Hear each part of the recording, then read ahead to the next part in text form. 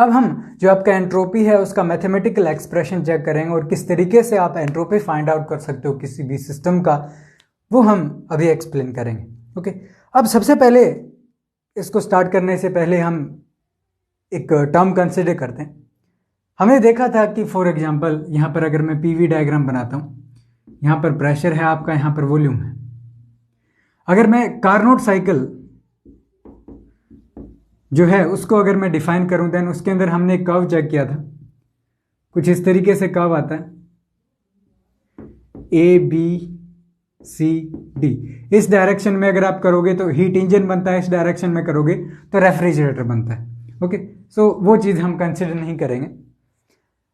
यहां पर एक इंपॉर्टेंट रिलेशन हमारे पास आया था, अगर आपको याद हो तो हमें मिला था क्या कि आपका जो Q1 divided by T1 is equal to Q2 divided by T2। ये एक्सप्रेशन जो है ये बहुत इंपॉर्टेंट रिलेशन है हमारे पास। ओके, इट मीन्स यहां पर आप क्या कह सकते हो कि Q1 divided by T1 minus Q2 divided by T2 is equal to 0।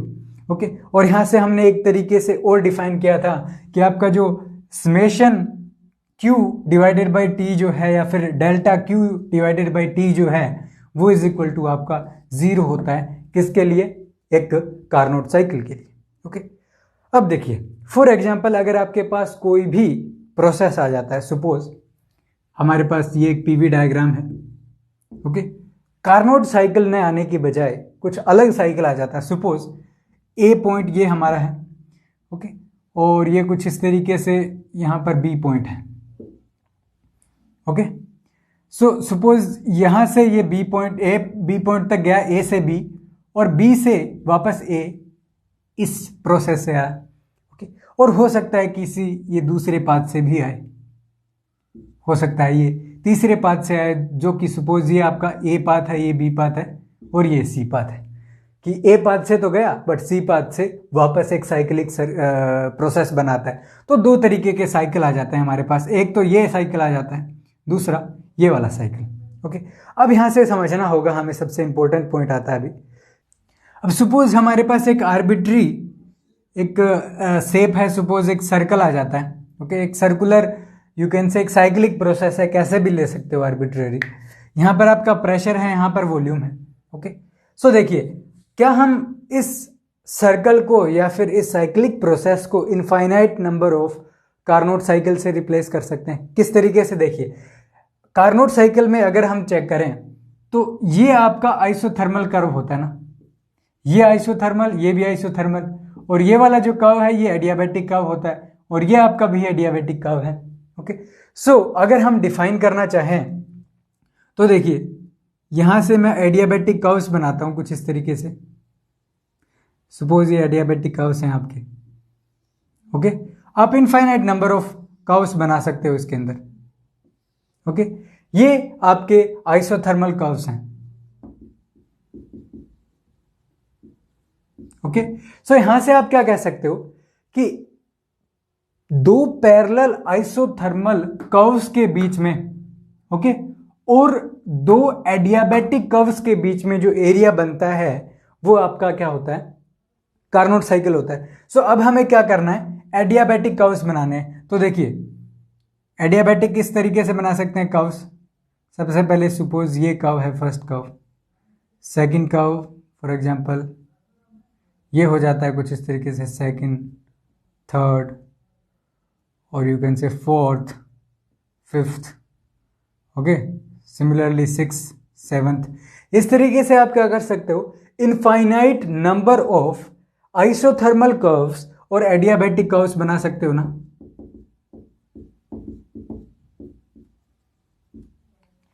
Okay, अब देखिए यहां से अगर आप कंसिडर करो तो हमने किया क्या है कि एक साइक्लिक प्रोसेस है, कोई आर्बिट्रेरी साइक्लिक प्रोसेस है, उसके अंदर हमने infinite number of Carnot cycle बना दिए। ओके, कैसे बनाए? सिर्फ आपको क्या करना है? पैरेलल आइसोथर्मल कर्व्स बनाने और सिमिलरली एडियाबैटिक कर्व्स भी बनाने हैं आपको, इनफाइनाइट नंबर ऑफ। बिकॉज अगर आप देखोगे तो कुछ यहाँ पर ये जो पार्ट है ये बच रहा है, यहाँ पर ये वाला पार्ट बच रहा है। सो कुछ ऐसे पार्ट हैं जहाँ पर आपका एक पर्टिकुलर जो आपका साइकिल है जो कार्नोट साइकिल है वो नहीं बन रहा है। बट इनके अंदर आप अगर आप चेक करो तो इनके अंदर ये जो कर्व है जो आपका बन रहा है, ओके, अगर आप इनफाइनाइट नंबर ऑफ सीक्वेंस अगर करोगे इन लाइंस का, सो आपको क्या है, जो कंप्लीट एरिया जो है किसी भी पर्टिकुलर साइक्लिक प्रोसेस में, वो आपका you can say completely cover हो जाएगा आपके जो कार्नोट साइकिल है उसके। ओके, सो हम किसी भी साइक्लिक प्रोसेस के लिए हम कह सकते हैं कि आपका जो delta Q divided by delta T जो है, डेल्टा टी नहीं sorry T, delta Q divided by T, इसका जो समेशन है वो आपका 0 होगा आर्बिट्रेरी साइक्लिक प्रोसेस के लिए। ओके, सो अगर हम इस प्रोसेस के लिए अगर सबसे पहले चेक करना चाहें कि आपका delta Q divided by delta T क्या होगा, ओके, सो सबसे पहले हमारे पास दो साइक्लिक प्रोसेस आती हैं। यहां पर हमने अज्यूम किया कि आपका एक साइक्लिक प्रोसेस तो बनता है ए बी से, दूसरा प्रोसेस जो है वो आपका किससे बनता है, ए सी से। ओके, अब दोनों प्रोसेस के लिए हम चेक करेंगे कि आपका जो summation delta Q divided by T जो है उसका वैल्यू कितना आएगा। 0 के इक्वल आना चाहिए, बट कैसे आएगा वो चेक करते हैं। ओके, सो सबसे पहले एसी प्रोसेस जो है उसको चेक करते हैं। एसी प्रोसेस में देखिए कि delta Q divided by T, so सबसे पहले हम क्या करते हैं, ए प्रोसेस के लिए है। ओके, और ये जो प्रोसेस है ये आपका साइक्लिक होना चाहिए, और साइक्लिक प्रोसेस और रिवर्सिबल होना चाहिए, बिकॉज ये जो है ये आपका रिवर्सिबल साइकिल होता है। इट मीन्स ये भी आपका जो साइकिल है ये भी आपका रिवर्सिबल होना चाहिए, न कि इरिवर्सिबल। ओके, बिकॉज हम चेक कर चुके हैं कि जो आपका इरिवर्सिबल है उसके लिए इक्वल टू 0 न होके ग्रेटर देन 0 होता है। ओके, बट अभी हम क्या कर रहे हैं, रिवर्सिबल साइकिल को लेके चल रहे हैं। इट मीन्स हमें इक्वल टू 0 लेके चलना पड़ेगा।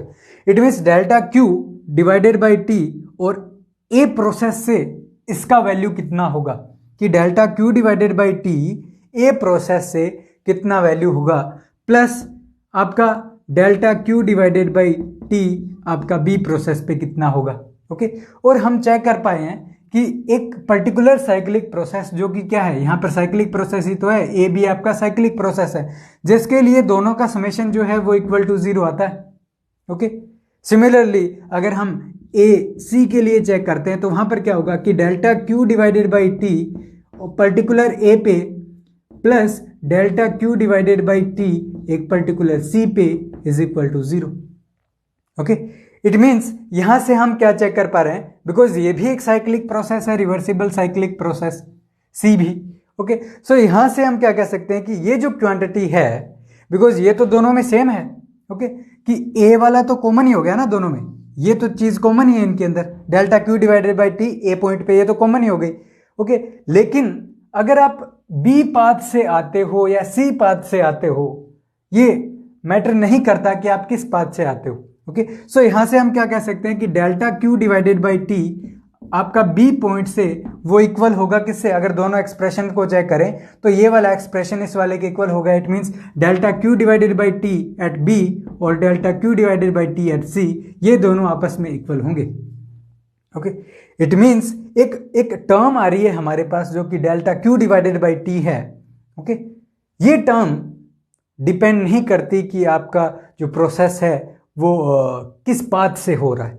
ओके, फॉर एग्जांपल ये जो साइक्लिक प्रोसेस है ये ए पाथ से हो रहा था, बट बी पाथ से वापस आ सकता है या फिर सी पाथ से आ सकता है। ये डिपेंड नहीं करता कि आपका पाथ कौन सा हो, किसी भी पाथ से इसका जो वैल्यू है वो सेम आएगा कि delta Q divided by T at B और delta Q divided by T at C दोनों का वैल्यू इक्वल है। और ये जो क्वांटिटी है delta Q divided by T, summation of delta Q divided by delta T नहीं सॉरी डिवाइडेड बाई टी, इसको हम बोलते हैं entropy delta S,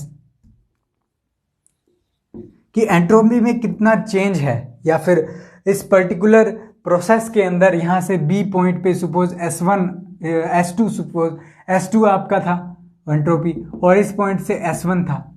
okay, so ये जो चेंज इन एंट्रोपी है, ओके, ये जो चेंज इन एंट्रोपी है ये आपका डेल्टा एस से डिफाइन किया जाता है कि delta S is equal to delta Q divided by T.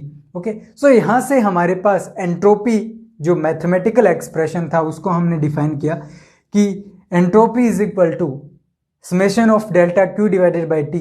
Okay, अगर आप एग्जैक्ट डिफरेंशियल की फॉर्म में बात करो, क्यों? बिकॉज कि हमें यहां पर प्रॉपर्टी क्या मिली इंपॉर्टेंट, अगर यहां लिखें कि S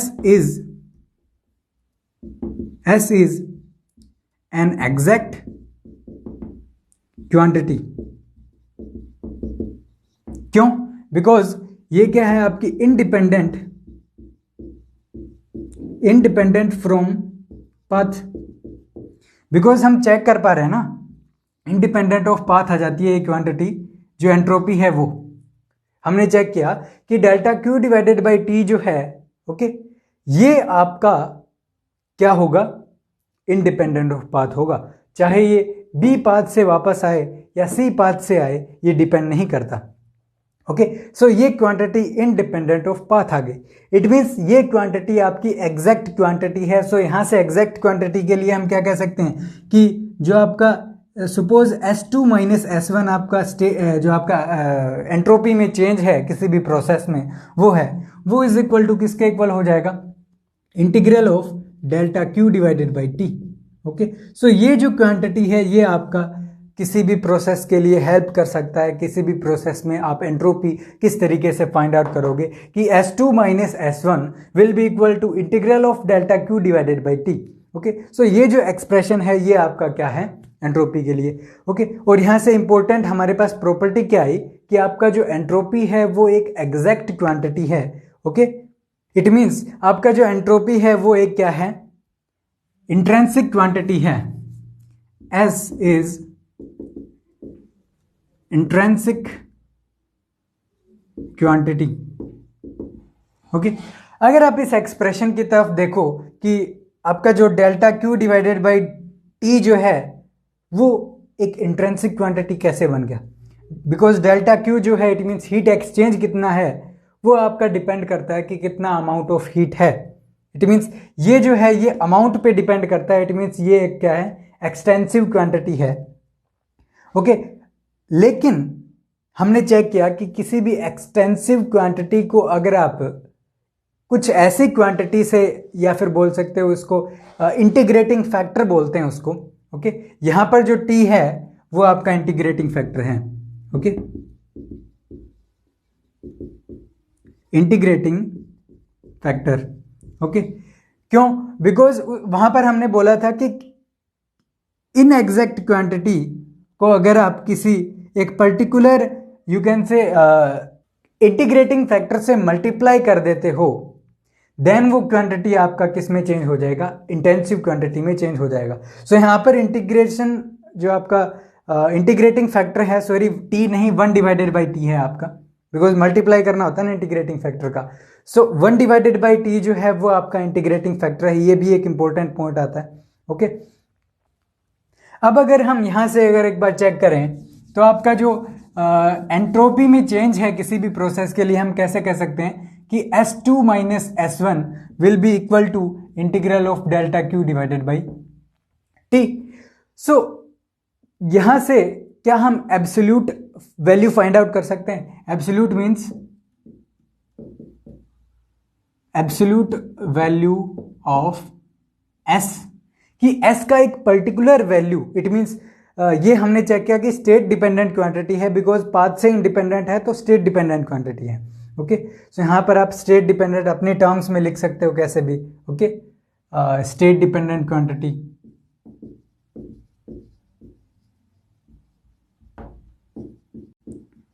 okay, state dependent quantity हो गया तो इंडिपेंडेंट ऑफ पाथ हो गया। ओके, या फिर बोल सकते हो ये एक तरीके से एग्जैक्ट क्वांटिटी है, या फिर बोल सकते हो इंट्रिंसिक क्वांटिटी है, कुछ भी जो भी हमने अभी पहले डिस्कस किया था कि जो क्वांटिटी आपकी इंडिपेंडेंट होती है पाथ से। ओके, सो एब्सोल्यूट वैल्यू क्या होगी एस की? फॉर एग्जांपल अगर यहां पर चेक करना चाहें तो S2 is equal to S1 plus delta Q divided by T. It means ऐसा कुछ पर्टिकुलर हमारे पास वैल्यू आएगा ना। ओके, क्या हम S2 फाइंड आउट कर सकते हैं? इट मीन्स आपका जो हमने स्टेट फाइंड आउट किया था 2 नंबर स्टेट, कैसे, कुछ इस तरीके से ना, फॉर एग्जाम्पल यहाँ से ये वाला स्टेट है, सपोज यही हम कंसिडर कर रहे हैं सपोज, सो ये 1 स्टेज है, ये 2 है, ओके। सो क्या हम एक पर्टिकुलर स्टेट पर, पर्टिकुलर पॉइंट पर एंट्रोपी फाइंड आउट कर सकते हैं? वो आपका एब्सोल्यूट वैल्यू होगा एंट्रोपी का। सो यहाँ से हमें मिला कि S2 is equal to S1 plus delta Q divided by delta T.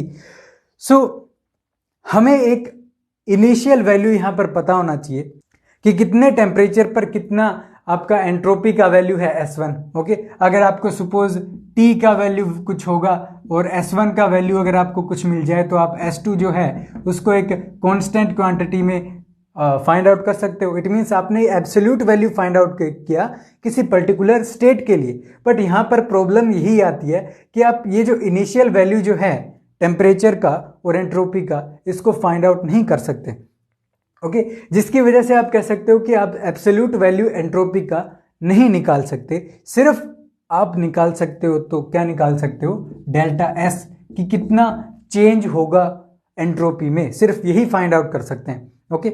और ये जो प्रॉब्लम है ये थर्ड लॉ ऑफ थर्मोडायनेमिक्स के अंदर सॉल्व हो जाएगी। हम देखेंगे किस तरीके से सॉल्व होगी, बिकॉज यहाँ पर हमने देखेंगे कि T इज इक्वल टू 0 पर S इज इक्वल टू 0 हो जाता है। एब्सोल्यूट 0 टेम्परेचर पर आपका एंट्रोपी क्या हो जाता है, 0 हो जाता है, बिकॉज वहाँ पर किसी भी तरीके का मॉलिक्यूलर डिसऑर्डर नहीं रहता मॉलिक्यूल्स में, और मॉलिक्यूल्स एक तरीके से फ्रोजन सिस्टम की तरह बिहेव करते हैं, ओके।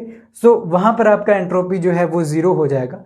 सो यहाँ से हम फिर एक जो आपका एब्सोल्यूट एंट्रोपी है वो फाइंड आउट कर सकते हैं, बट वो बाद का बात है, थर्ड लॉ ऑफ थर्मोडायनेमिक्स आने के बाद है। बट अभी तक हम जो भी बात करेंगे एंट्रोपी से रिलेटेड, सिर्फ चेंज ऑफ एंट्रोपी है उसी को डिफाइन करेंगे हम, ओके।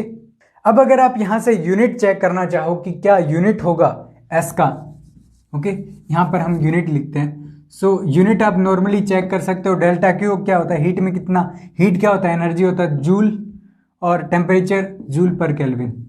जूल पर केल्विन जो है वो आपका इसका यूनिट हो जाएगा एंट्रोपी का, ओके।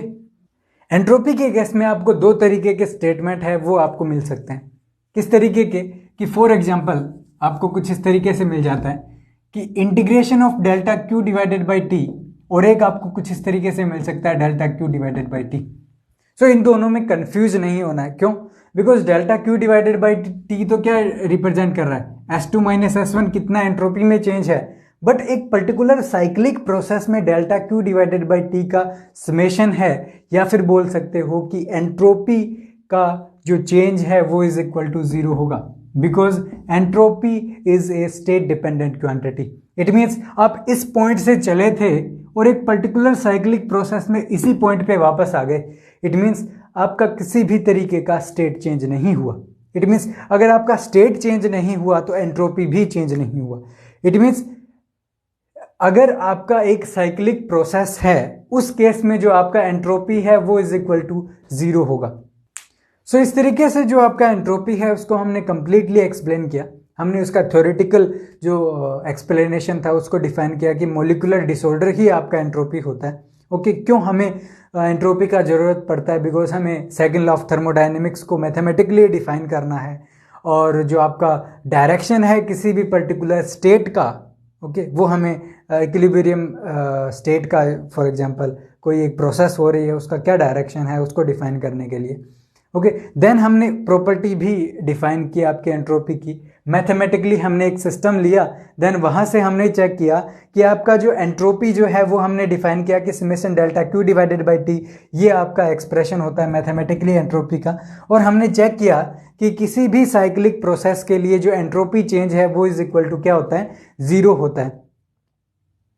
और जो आपका एंट्रोपी है वो एक स्टेट डिपेंडेंट क्वांटिटी है, और you can say independent of path है, या फिर बोल सकते हो कि एक पर्टिकुलर साइक्लिक प्रोसेस में आपका एंट्रोपी 0 होता है, और एंट्रोपी एक तरीके की इंट्रिंसिक क्वांटिटी है। देन हमने चेक किया कि जूल पर केल्विन इसका यूनिट होता है, और आप एब्सोल्यूट वैल्यू जो है एंट्रोपी की किसी भी पर्टिकुलर स्टेट पॉइंट पर वो आप फाइंड आउट नहीं कर सकते। फॉर एग्जांपल जैसे आप एनर्जी फाइंड आउट करते थे, ओके, और टेम्परेचर फाइंड आउट करते थे, प्रेशर, वॉल्यूम, जो भी क्वांटिटी फाइंड आउट करते थे, उनकी तरह आप इसको फाइंड आउट नहीं कर सकते। ओके, इट मीन्स ये इसका जो एब्सोल्यूट वैल्यू है वो फाइंड आउट नहीं कर सकते, सिर्फ एंट्रोपी में चेंज है वही आप फाइंड आउट कर सकते हो। सो इस तरीके से जो एंट्रोपी है उसको हमने कंप्लीटली डिफाइन किया है। ओके, और अब हम चेक करेंगे कि किस तरीके से आप किसी भी प्रोसेस के लिए, किसी भी सिस्टम के लिए आप किस तरीके से एंट्रोपी चेंज है वो फाइंड आउट कर सकते हो। ओके।